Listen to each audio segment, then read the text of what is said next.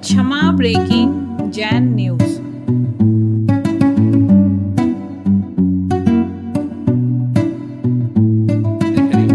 महाराज जी, मेरे मन में कई दिनों से एक प्रश्न है। कई पंडित जी काल सर्प दोष को लेकर वास्तु दोष बताते हैं और गुमराह करते हैं। उसकी वजह से कई मकान दुकान अपना तोड़ देते हैं। तो क्या यह उचित है? देखिए, आपका दो सवाल, एक काल सर्प और एक वास्तु सर्प दोष। काल सर्प के संदर्भ में मैंने थोड़ा ध्यान से सुनो। काल सर्प के संदर्भ में मैंने अनेक बार प्रकाश डाला। सबसे एक ही बात तो यह है कि ज्योतिष के किसी भी मान्य ग्रंथ में काल सर्प नाम का कोई योग ही नहीं है। ये सब आज के पंडितों का ढकोसला है। मैंने बहुत पहले, आज से 20 बरस पहले, के.एन. राव का एक लेख पढ़ा था। उसका शीर्षक था कुरीतियां तो आई है ज्योतिष में। उसमें उन्होंने लिखा कि ज्योतिष के किसी भी मान्य ग्रंथ में काल सर्प नाम का कोई योग ही नहीं है। इसे आज से 35 वर्ष पूर्व किसी विद्वान ने इजाद किया। अन्य पंडितों ने इसका खंडन इसलिए नहीं किया क्योंकि ये पंडितों के लाभ का जरिया बन गया। उसमें उन्होंने लिखा, जिस राहु और केतु के मध्य में सभी प्रमुख ग्रहों के आने पर ये तथाकथित काल सर्प योग माना जाता है, वह तो लाभकारी राजयोग है। हाथ कंगन को, क्या है, मैं उनके ही शब्द बोल रहा हूं, इसमें कोई फेर नहीं है। मेरे संग्रह में वो लेख भी है। हाथ कंगन को आरसी क्या, मोरारजी भाई देसाई, ज्ञानी जैल सिंह, चौधरी चरण सिंह, धीरू भाई अंबानी, सचिन तेंदुलकर, जवाहरलाल नेहरू भी शायद थे, हाँ, जैसे अपने अपने क्षेत्र के सफल और अति सफल लोगों की कुंडली में ये तथाकथित काल सर्प योग है। अब बोलो, आपको क्या बोलूं? अब एक बार एक सज्जन ने कहा, महाराज जी काल सर्प योग है, उसको कैसे उतारे? बोले, काल सर्प तो सबके ऊपर लगा है और काल सर्प से बचना तो एक ही उपाय। बोले, क्या उपाय? बोले, मुनि बन जा। काल रूपी सांप सबके सिर पर है कि नहीं है? बोलो। तो काल सांप को हटाना है, मृत्युंजयी बनना है, तो मृत्युंजयी बनने का रास्ता क्या है? मुनि बन जा। नहीं नहीं महाराज, आप तो मजाक कर रहे हैं। बोले, मजाक नहीं कर रहा, सच बोल रहा हूं। जब तक मुनि बन के मोक्ष नहीं जाओगे तब तक काल सर्प लगा रहेगा। लगे रहेगा कि नहीं लगे? नहीं महाराज, वो बहुत दिक्कत है, बंद नहीं हो पा रहा। पंडितों ने कहा काल सर्प योग है। हमने बोले, भैया संबंध नहीं हो रहा तो हो जाएगा। नहीं महाराज जी, क्या बताऊं, बहुत उम्र हो गई है, 28 साल हो गया महाराज, संबंध ही नहीं बैठता। और जिससे बोलते हैं काल सर्प योग उतारोगे तो हो जाए। बोले, क्या किया? बोले, उतारा, करवा लिया। बोले, क्या हुआ? बोले, अभी तक नहीं हुआ। हम बोले, तेरा नहीं हुआ, उसका तो उतर गया होगा। फिर हमने ऐसे ही मजाक मजाक में बोला कि तुम्हारी शादी कितने साल में हुई थी? बोला, 30 वर्ष में। हमने कहा 2 वर्ष बाकी है। तुम्हारी शादी 30 वर्ष में हुई थी, तब तुमको काल सर्प समझ में नहीं आया। अब बेटे की अभी 28 साल की उम्र और तुम्हें काल सर्प समझ में आ रहा है। दिमाग में जो ज्योतिषी ने भर दिया उसको निकाल दो और कुछ नहीं होगा। अभी 2 वर्ष बाकी है। संयोग से मुंह से निकला और बाद में उस लड़के की शादी 30 वर्ष में ही हुई। अब अच्छा, ये मत सोचना कि मैं जो कह देता वो हो जाता, ऐसा नहीं कह रहा। ये एक संयोग है, लेकिन वो 30 वर्ष में हुई, खुश है। और न जाने कितनी जगह उतारा करा लिया उसने। तो सबसे पहली बात तो मैं आप सबसे कहता हूं, मनोबल मजबूत करिए, टोटकेबाजी में मत उलझिए। आज सबसे बड़ी विचित्रता मुझे दिखती है कि जैन तत्व ज्ञान को लोग भूलकर कर्म कांडों में उलझ रहे हैं। ये थोथे कर्मकांड धर्म नहीं है। जैन धर्म विशुद्ध तत्व प्रधान धर्म है, अध्यात्म प्रधान धर्म है। उस आध्यात्मिकता को आत्मसात रख करके चलिए, कर्म सिद्धांत पर विश्वास और भरोसा रख करके चलिए, तो कहीं कठिनाई नहीं होगी। और यदि इनको आप भूल जाएंगे, इन्हें उपेक्षित करेंगे, तो कहीं ठीक नहीं होगा। इसी तरह वास्तु भी है। वास्तु कुछ नहीं होता, ये कथन भी गलत है, और वास्तु ही सब कुछ होता है, ये कथन भी गलत है। द्रव्य क्षेत्र काल भाव में क्षेत्र की शुद्धि का नाम वास्तु है, लेकिन केवल क्षेत्र की शुद्धि से काम नहीं होगा, उसमें द्रव्य काल भाव भी हो। वास्तु के संदर्भ में एक वाक्य में मैं कहूँगा, नया निर्माण करना है तो वास्तु के हिसाब से करो, और पुराना निर्माण हो और उसमें वास्तु वाले की बात आए तो पंडित को या वास्तुविद को तब तक न दिखाओ जब तक पूरा मिटा के बनाने की हैसियत ना हो, नहीं तो दिमाग में कीड़ा काटता रहेगा।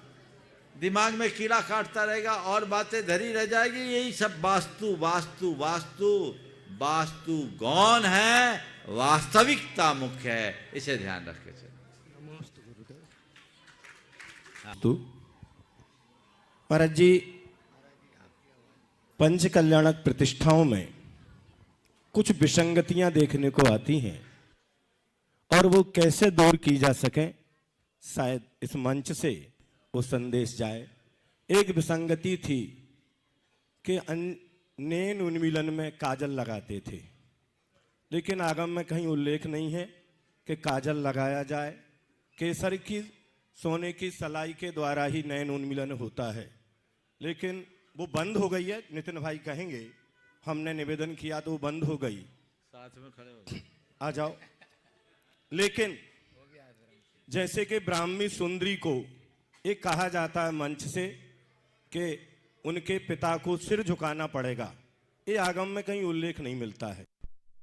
और यहाँ तो परंपरा ये है कि बेटी भी पिता के पैर पड़ती है और दामाद भी पड़ता है। ये परंपरा कहाँ से आई कि मात्र इसलिए उन्हें दीक्षा ली, वैराग्य नहीं था क्या उनके पास, पिता को सिर झुकाना पड़ेगा इसलिए हम दीक्षा लें। एक विसंगति है, अगर ये दूर हो सके तो इन मंचों से ऐसा ना कहा जाए। ओ, ऐसा है, ये सवाल आपने ऐसा किया है जो बखेड़ा खड़ा करने का। क्यों? ये आम जन से रिलेटेड है ही नहीं, ये काम तो तुम्हारा डिपार्टमेंट है, तो प्रतिष्ठाचार्यों। नहीं, सुनो तो पूरी बात। प्रतिष्ठाचार्यों को चाहिए कि वे आगम का ठीक रीति से अध्ययन करके ही कोई भी मंचीय कार्यक्रम कराए। विडंबना ये है, भैया इसको ठीक करो ना, क्या होगा। विडंबना ये है कि प्रतिष्ठाचार्यों को समय रहता नहीं, और कई बार कई ऐसे परिदृश्य उभर जाते हैं जिसमें बड़ा हल्कापन दिखता है। तो ये आप लोगों को चाहिए कि हम वहाँ क्या परोस रहे हैं। मनोरंजन के नाम पर कुछ भी कहना ठीक नहीं है, इस पर समीक्षा होनी चाहिए। हमने 3 बार सारे प्रतिष्ठा पाठों का सामूहिक विलोडन किया, आप भी थे उसमें, प्रतिष्ठाचार्यों के बीच में। हमने ही कहा था कि अब काजल का प्रयोग नहीं करना चाहिए, ये 2010 की बात है, तब से बंद है। कुछ लोग करते हैं, अब कुछ क्रियाएं करते हैं तो करते, इसमें गृहस्थ क्या करे। ये तो प्रतिष्ठाचार्यों को खुद तय करना चाहिए। इसी तरह माता पिता आपके जाकर ब्राह्मी सुंदरी आदि का, मैं तो ब्राह्मी सुंदरी बनवाता ही नहीं, है प्रतिष्ठा का रोल थोड़ी है। हाँ हाँ, उसमें कुमकुम भी है, कुमकुम भी है, कुमकुम ही केसर होता है। कुमकुम के द्वारा तो वो है, तो केसर चाहिए उसमें, उसका पूरा सामग्री तैयार होती है। तो ये प्रतिष्ठाचार्यों का विषय है। तो इसके लिए पुनः जो इकट्ठे थे वो तो अपना सुधार लिए, और बहुत है जो है तो एक बार फिर प्रतिष्ठाचार्य सब बैठ जाओ, कम से कम जमाने के नहीं तो जितने अपने संघ में प्रतिष्ठाएं कराते हैं वे बैठकर एक मत हो जाओ। इन सावकों का क्या लेना देना। अब यहाँ सवाल करके तुम उत्तर भी हमसे लोगे तो मैं क्या कहूँगा। तो मैं तो इतना ही कहता हूँ कि क्या सही क्या गलत ये इनको पता नहीं है। ये मैसेज ये पूरी तो जगह तुम जाएगा जो महाराज जी। करा दोगे सो इनके लिए सही है।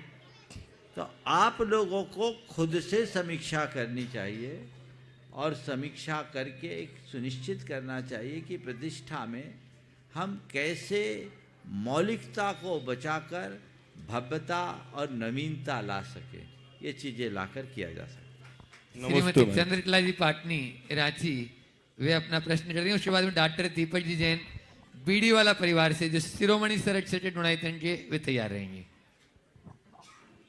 मेरी तरफ से जगत के सब्जियों की तरफ से मुनिराजों के चरणों में नमोस्तु, चुल्लक जी महाराज के चरणों में इच्छामि। महाराज श्री, जीवन में कुछ अच्छा करने के लिए सिर्फ डिग्री की आवश्यकता नहीं होती, अपने अंदर एक अच्छी भावना की भी आवश्यकता होती है। तो उस भावना को निरंतर किस प्रकार से जागृत रखा जा सकता है? बहुत अच्छा सवाल है। जीवन में अच्छा करने के लिए केवल डिग्री नहीं, अच्छी भावना की आवश्यकता। आपने पूछा अपनी भावना को अच्छी बनाए रखने के लिए हम क्या करें।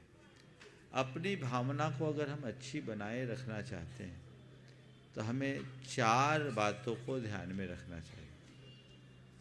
सबसे पहली बात, अपने मन में अच्छे आत्म सुझाव डालना चाहिए। मुझे सकारात्मक रहना है, मुझे सहज रहना है, मुझे पवित्र रहना है, मुझे निर्मल रहना है। ये ऐसे आत्म सुझाव है जो हमारी भाव शुद्धि के सबल निमित्त बन सकते हैं। दूसरी तरफ हम जब भी इस तरह से अपने भावना को निर्मल बनाए रखना चाहते हैं तो सत्संग करें, जिससे हमारी भावधारा में परिवर्तन आए। तीसरी बात, ऐसे साहित्य को पढ़े जिससे हमें अच्छी प्रेरणा मिले और हम अपनी भावधारा को निर्मल बना सकें। और चौथी बात, नित्य आत्म समीक्षा करें, अपने भावों के प्रहरी बने। जब भी ऐसा लगे कि मेरे भावों में कहीं से कोई मलिनता आ गई है, अपनी निंदा गढ़ा करें, उनका परित्याग करें, ताकि इस तरह के दुर्भाव हम पर हावी ना। डॉक्टर दीपक जी जैन बीडी वाला परिवार, डॉक्टर साहब हैं? नहीं है हाँ, परिवार। श्रीमती राजमणि जैन प्रश्न कर रही हैं, और उसके बाद में तैयार रहेंगे यहाँ के कर्मठ और जुझारू कार्यकर्ता इस मंदिर के अमित जी कासलीवाल, जो ढूंढाईतंडी ट्रस्टी भी हैं, ढूंढाईतंडी शिरोमणि सरक्षक भी हैं।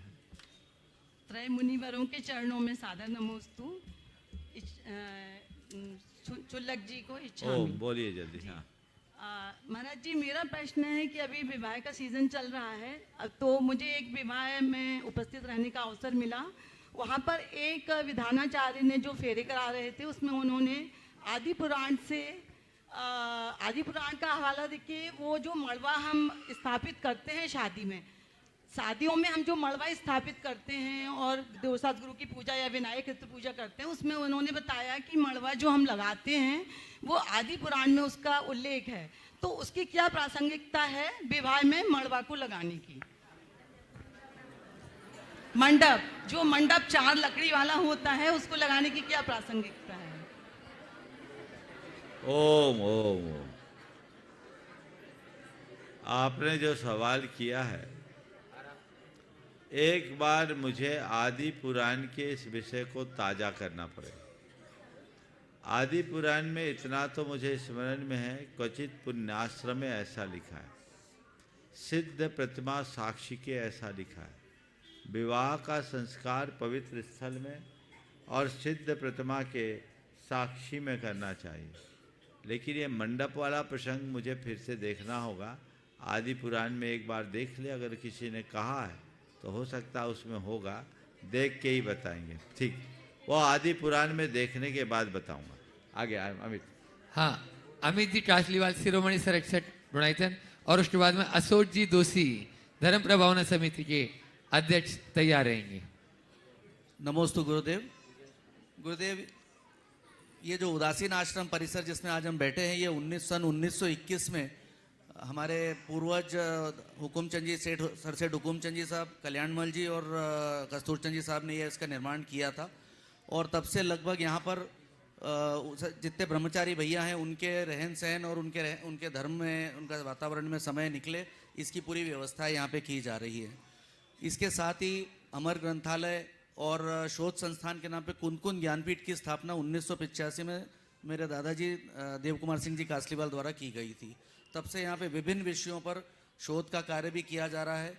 कुछ समय से ये कुछ गतिविधियाँ चलती रही, फिर कुछ कोरोना काल में बंद हुई और उसके बाद दोबारा हमने इसको शुरू किया है।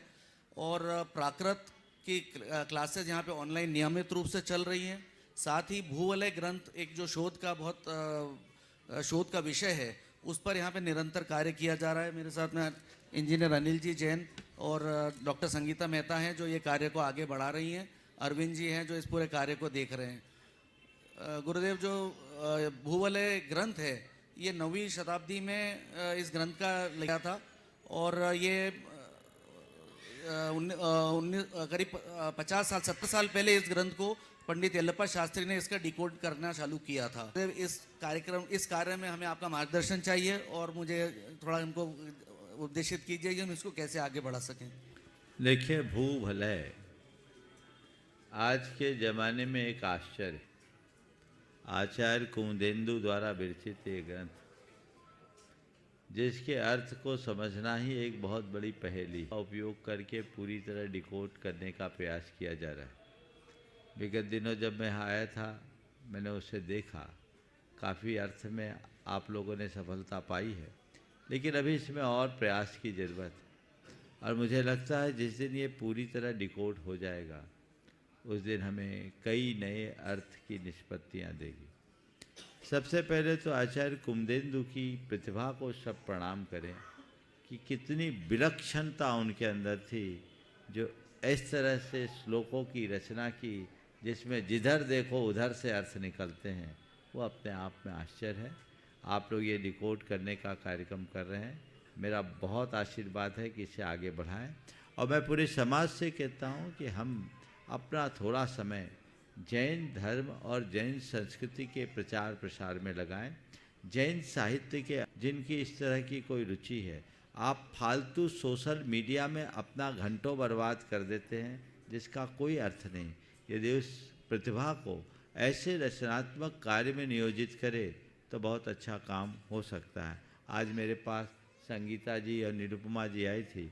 ये लोग चाहते हैं कि लोग आगे आए। आप